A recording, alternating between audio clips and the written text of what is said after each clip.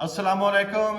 हाँ जी, की हाल है? ठीक हो? मैं अज जलालपुर भट्टियां का नवा ही पिंड है कोट दैम दे विच मौजूद हाँ। मेरे नाल फखर जमान उर्फ सफ्तर अली मौजूद ने। इन्हां ते पहले कुछ मनशियात दे परचे सन और उन्होंने परचों दे विच जेल गया, जेल तो बाद अदालत केस लगते, वो सारे केस तो अज बरी हो के अपने पिंड आ गए और अपने पिंड की जामिया मरकजी मस्जिद दे विच बह के और अपने जितने भी नाल अपने लगते लिंदे रिश्तेदार उन्होंने दे रूबरू और गवाह के तौर पर ये अज मस्जिद दे विच कुरान मजीद नूं सामने रख के अपना एक हलफ दे रहे भी मैं अज तो बाद ये जिहड़ा मनशियात जैसा धंधा वो नहीं करांगा।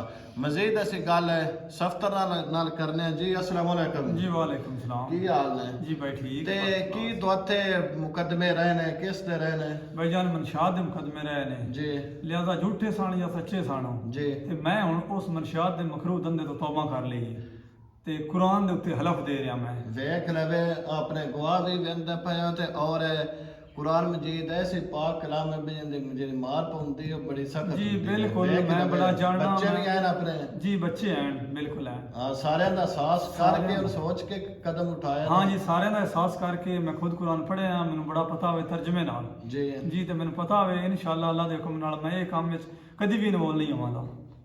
वेख रहा सोच के फैसला कीता है या जबरदस्ती उन करवा रहे? ना मतलब सर सोच समझ के फैसला किया है, अपने दिल नाल पक्का इरादा करके किया है, तो लिहाजा ये काम मैं कभी भी नहीं करांगा। अगर करा तो यह कलाम पाक मैनू गरक करे। ठीक है। और पंजाब पुलिस नू डीपीओ हफजाबाद अगे की गुजारिश करना चाहते हो इस हवाले नाल? जी सर डीपीओ हफजाबाद SHO जलालपुर भट्टियां अगे मेरी ये रिक्वेस्ट है कि मैं कसम दे दी है, लिहाजा मेरे ते कोई भी ऐसा कोई बंदा इल्जाम लावे तो मैनू एक कॉल करके बुला लेना है, मैं उत्थे आके अपनी सफाई पेश कर देंगा। तो बाकी जिहड़ा ये काम करते ने जी ते उन्हां वास्ते तुसीं की एक सबक या नसीहत देना चाहते हो जी, कि उन्हां काम वास्ते- ठीक है करना चाहिए या नहीं करना चाहिए? जी सर गलत काम में बड़ा बुरा काम में लिहाजा इन्हें तो बचना चाहिए है। मैनू भी अल्लाह ताला ने हिदायत दी है तो मैं मेरे कोई गलतियाँ आईयां भी तो मैं ख़त्म कर दी ने, तो लिहाजा सब भाइयों अगे ये रिक्वेस्ट है कि इस काम तो बचना चाहिए। जी जनाब, तुसी सफ्तर साहब की गलबात सुनी है भी उन्हें अपने पाक कलाम नू हाज़र नाज़र जान के बड़े अपने होश वास विच ये कह रहे हैं भी मेरी आज तो बाद इस मकरूज धंधे तो तौबा करना।